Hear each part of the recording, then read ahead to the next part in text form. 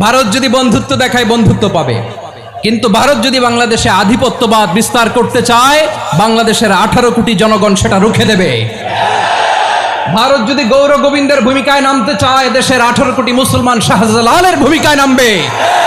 প্রতিবেশী যদি বন্ধু না হয়ে প্রভু হতে চায় এরকম দানব প্রতিবেশী কেউ চায়। 1.5 বছর লেগেছিল এই রাজাকারের বাচ্চা, হেফাজতের বাচ্চা এদেরকে ভারত বিরোধীদের সোজা করতে।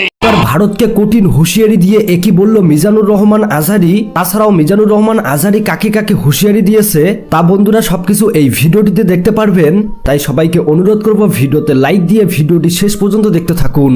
তো বন্ধুরা চলুন আমরা বেশি দেরি না করে সরাসরি সেই ভিডিওটি দেখে আসি।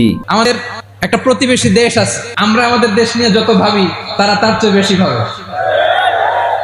কথা বুঝতেছেন না? আরো ভেঙে বলতে হবে। আমরা আমাদের দেশ নিয়ে যত উদ্বিগ্ন এদের আরো টেনশন বেশি। বলেন আমাদের দেশে শান্তি আছে না নাই? আমরা হিন্দু মুসলিমে কখনো দাঙ্গা লাগে? আসতে বলেন কেন লাগে? ওদের পূজা পর্বণে আমাদের মাদ্রাসার ছেলেরা যে পাহারা দেয় চিল্লায় বলেন ঠিক কিনা? আমাদের তাফসির মাহফিলের সময় ওরা ডিস্টার্ব করে, ঢোল বাজায় না। ওদের পূজা পর্বণের সময় আমাদের তাফসির মাহফিলের ডেট হলে আমরা চেঞ্জ করে দেই। সুবহানাল্লাহ, কি সাম্প্রদায়িক সম্প্রীতির রোল মডেল। আর ওই বাংলাদেশের ব্যাপারে তারা অনেক ডিস ইনফরমেশন ছড়াচ্ছিল। ভারতের অনেকগুলো গণমাধ্যম, আমি জেনারেলাইজ করব না, আমাদের প্রতিবেশী দেশের সব গণমাধ্যমকে আমি দোষ দিতে চাই না, অনেকগুলো গণমাধ্যম তারা ডিস ইনফরমেশন শেয়ার করেছে। ডিস ইনফরমেশন আর মিস ইনফরমেশনের পার্থক্য আছে। মিস ইনফরমেশন না জেনে ভুল বুঝে একটা মিথ্যা বা ভুল তথ্য ছড়িয়ে দেয়া, এটার ক্ষমা আছে, এটার কি আছে। আর ডিস ইনফরমেশন মানে ইচ্ছা করে, প্ল্যান করে, ম্যাপ করে, ছক এঁকে মিথ্যা, গুজব, রটনা সোশ্যাল মিডিয়ায় ছড়ানো, এটার ক্ষমা আছে? আওয়াজ করে বলেন ক্ষমা আছে? ভারতের কিছু গণমাধ্যম তাই করেছে, আমরা ব্যথিত হয়েছি, আমাদের হৃদয়ে রক্তক্ষরণ হয়েছে। আমাদের প্রতিবেশী দেশকে বলতে চাই আমাদের দেশ নিয়ে আপনাদের ভাবার দরকার নাই, নিজের চরকায় তেল দেন, নিজের দেশ নিয়ে ভাবেন। গত মাসের ভয়েস অফ আমেরিকার রিপোর্ট, বাংলাদেশে সংখ্যালঘু জনগোষ্ঠী আগের চেয়ে বেশি নিরাপত্তা পাচ্ছে। Report voice of America, Muslim report নাকি মুসলিম জরিপ, ভয়েস অফ আমেরিকা। কথা বোঝে নাই বোধহয়। ভয়েস অফ আমেরিকা কি আমাদের রিপোর্ট না? ভয়েস অফ আমেরিকার জরিপ, বাংলাদেশের সংখ্যালঘু জনগোষ্ঠী আগের চেয়ে ভালো নিরাপত্তা পাচ্ছে। শুধু এখানেই শেষ না, মাইক্রোসফটের একটা জরিপ শোনায় আপনাদেরকে। তারা সারা পৃথিবীতে গুজব, ভুয়া আর মিথ্যা নিউজ ছড়ানোতে কোন দেশ সেরা একটা রিপোর্ট করেছে। এর মধ্যে 1 নম্বরে এসেছে ভারতের নাম। মাইক্রোসফট তো মুসলমানরা চালায় না?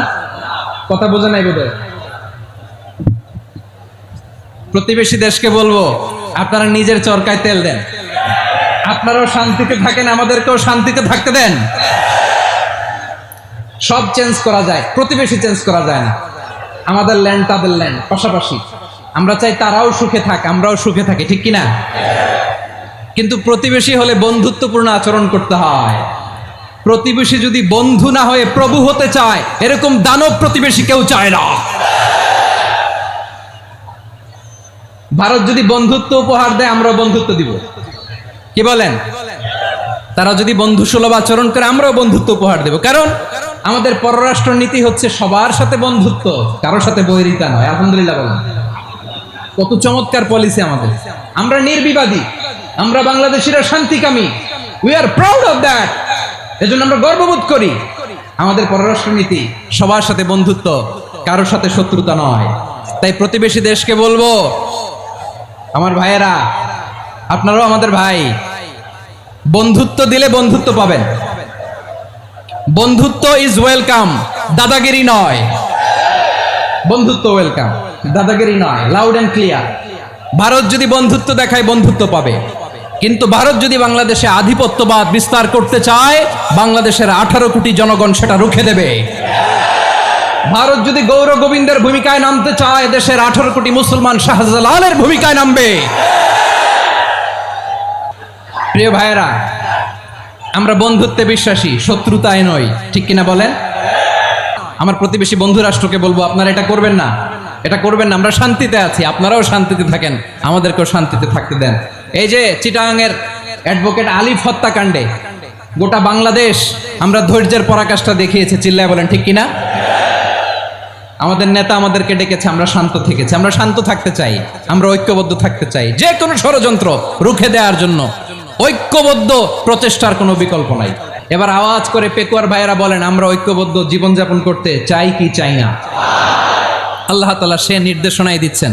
আল্লাহ তাআলা ইরশাদ করছেন, ওয়া'তাসিমু বিহাবলিল্লাহি জামিআন ওয়া লা তাফাররাকু ওয়াযকুরু নি'মাতাল্লাহি আলাইকুম إذ كنتم أعداء فألف بين قلوبكم وكنتم على شفا حفرة من النار فأنقذكم منها كذلك يبين الله لكم آياته لعلكم تهتدون الله أكبر পড়েন।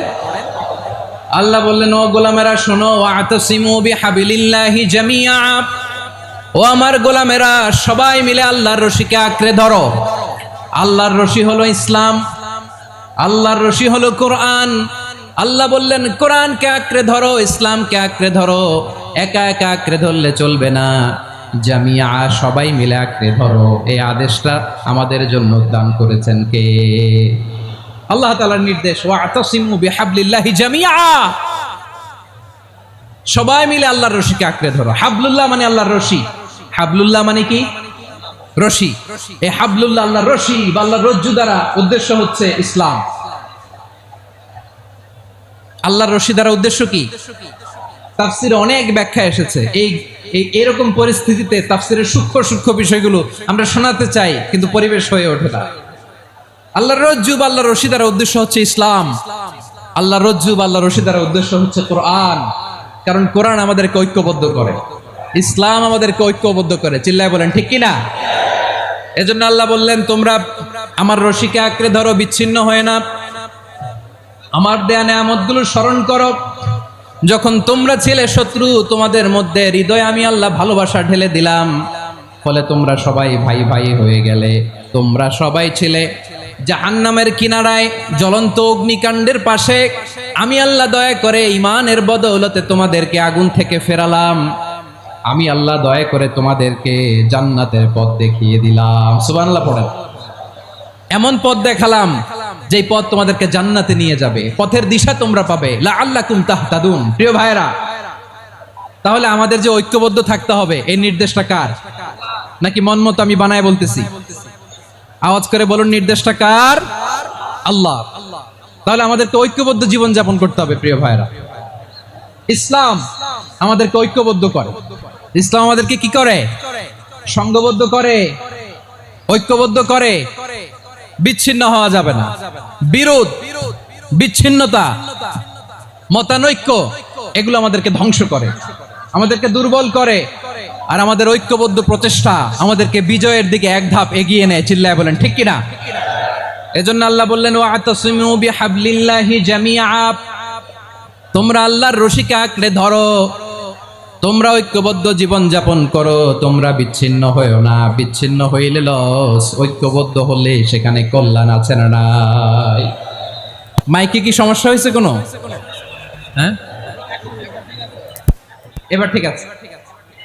প্রিয় ভাইয়েরা, শেষ করে দেই না? তাইলে শেষ করে দিব তো। গত 2 দিন আগে এসে বসে আছেন, আর আমি আসার 20 মিনিটের মধ্যে উঠে যাচ্ছেন কেন? আর সহ্য হচ্ছে না? আর পারতেছেন না? হ্যাঁ, বসেন। যাদের খুব জরুরত তাদেরকে বের হইতে দেন।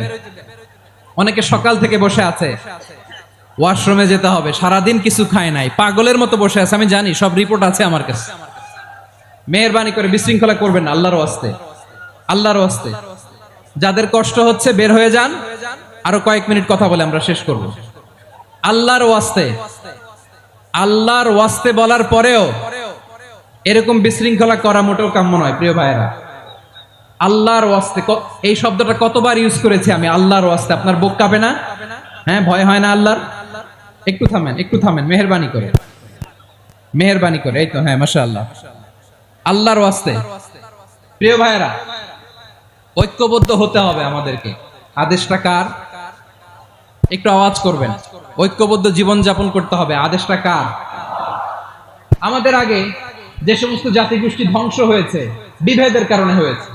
বিশ্বনবী বলেন, বুখারীর বর্ণনা, ফা ইন্নামা আহলাকাল্লাযীনা মিন ক্বাবলিকুম কাসরাতু মাসাইলিহিম ওয়া ইখতিলাফুহুম আলা আমবিয়াইহিম। তোমাদের আগে ইহুদি নাসারারা যারা ধ্বংস হয়েছে, আমার গজবে উপনীত হয়েছে, দুইটা কারণ ছিল। নাম্বার 1, কাসরাতু মাসাইলিহিম, বেশি প্রশ্ন করত, প্রয়োজনে অপ্রয়োজনে নবীরা প্রশ্ন করে আটকাইতে চাইতো, এরকম ডাকাত ছিল। 2 নাম্বার কারণ, ওয়াখতিলাফুহুম আলা আমবিয়াইহিম, ইখতিলাফ করার কারণে, বিভেদের কারণে, পারস্পরিক বিরোধে জড়ানোর কারণে তারা ধ্বংস হয়েছে। এখন বলেন, আমরা কি আল্লাহর গজব চাই? আমরাও কি তাদের মতো ধ্বংস হতে চাই? এজন্য আল্লাহ তাআলা সূরা আল ইমরানের 105 নম্বর আয়াতে বললেন, ওয়ালা তাকুনু কাল্লাযীনা তাফাররাকু ওয়াখতালাফু মিন বা'দি মা জাআহুমুল বাইয়িনাত ওয়া উলাইকা লাহুম আযাবুন আযীম। খবরদার, প্রমাণ পাওয়ার পরেও, দলিল নাজিল হওয়ার পরেও যারা বিরোধ করেছে, ইখতিলাফ করেছে, বিচ্ছিন্ন হয়েছে, খবরদার তোমরা তাদের মতো হও না। যদি তাদের মতো হও তাহলে জেনে রাখো, ওয়া উলাইকা লাহুম আযাবুন আযীম, তাদের জন্য আমি মর্মন্তুদ শাস্তি প্রস্তুত করে রেখেছি। যারা বিচ্ছিন্ন হয়েছে, বিরোধ করেছে, তারা কারা? ইহুদি নাসারারা। এই আয়াতের তাফসীরে কাল্লাযীনা তাফাররাকু ওয়াখতালাফু, যারা বিচ্ছিন্ন হয়েছে, বিরোধ করেছে, তারা কারা? মুফাসসিরিন ইকরাম বলেছেন তারা ইহুদি নাসারারা। আওয়াজ করে বলুন তো, তারা কারা? ইহুদি নাসারারা। বিষ্ণু ঈসা ইসলাম, আওয়াজ করে বলুন তো, কয় দল? ওয়াসাতাফতারিকু হাযিহিল উম্মাহ বিসালাসিন ওয়া সাবঈনা ফিরকা।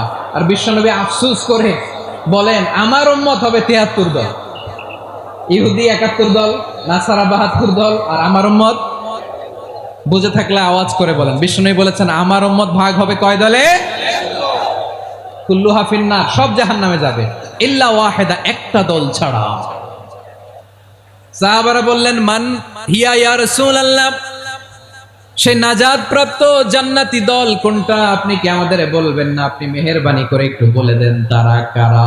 বিশ্বনবী বললেন, মা আনা আলাইহি ওয়া আসহাবি, আমি এবং আমার সাহাবারা যেই মতের উপর, যেই পথের উপর আছে, এই মত এবং পথের উপর যারা থাকবে তারাই জান্নাতের দল হয়ে যাবে। যারা আমার মত ছোড়াছুরি করবেন না, যে বোঝাই তো যাচ্ছে দৃশ্য দেখে।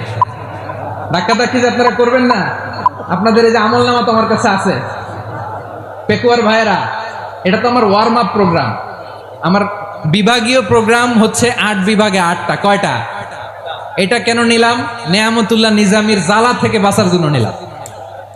ওর জ্বালা তো নেই, ও পারে না মালয়েশিয়া থেকে আমরা টেনে নিয়ে আস, চার্টার ফ্লাইট ভাড়া করে পারে না নিয়ে আস।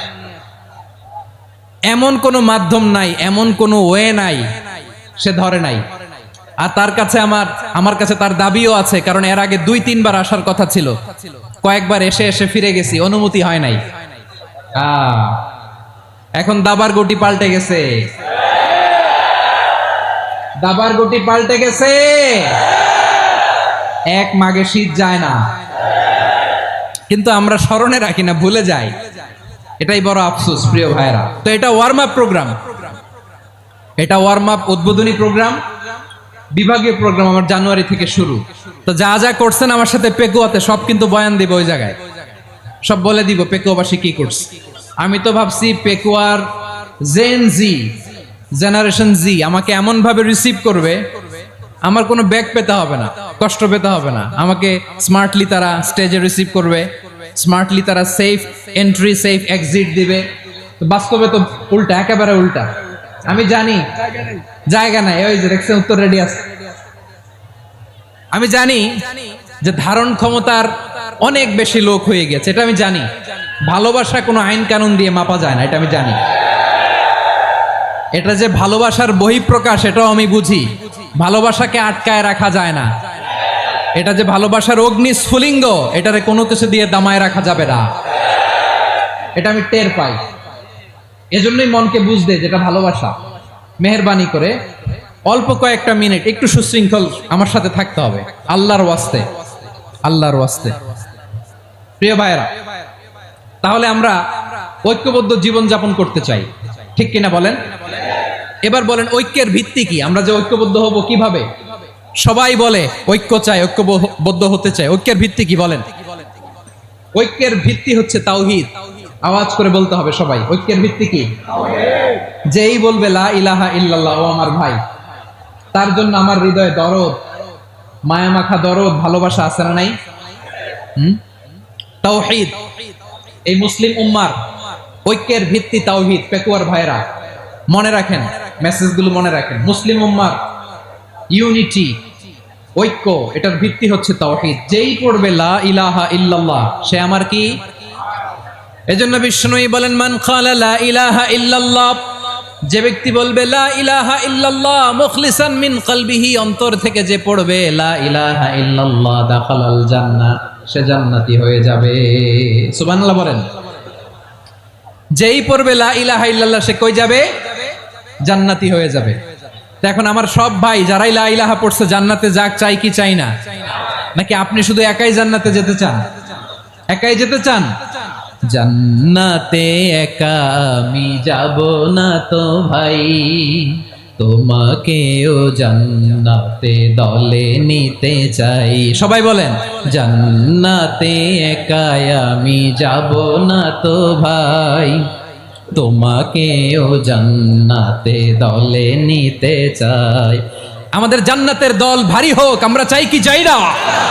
যেই বলবে লা ইলাহা ইল্লাল্লাহ, ওই আমার ভাই, সে জান্নাতে যাক, এটাও আমি চাই, ঠিক কিনা? নাকি সবাইরে জাহান্নামে পাঠাইয়া খালি আপনি জান্নাতে ঢুকবেন? আচ্ছা বলেন, সব গেছে জাহান্নামে, আপনি একা জান্নাতে, ওই জান্নাতে ভাল লাগবে আপনার? আকল খাটান। সব জাহান্নামে গেছে, যান। এ কাফের, ও জালেম, ও নাস্তিক, সব গেছে জাহান্নামে, আপনি একা জান্নাতে, ওই জান্নাতে ভাল লাগবে? জান্নাতে আমি একা যেতে চাই না, আমার জান্নাতের দলকে আমি ভারী করতে চাই। চিল্লায় বলো ঠিক কিনা? যারাই বলবে লা ইলাহা ইল্লাল্লাহ, তারা আমার ভাই। বিশ্বনবী এই কথাটার আরো চমৎকার ব্যাখ্যা করেছেন।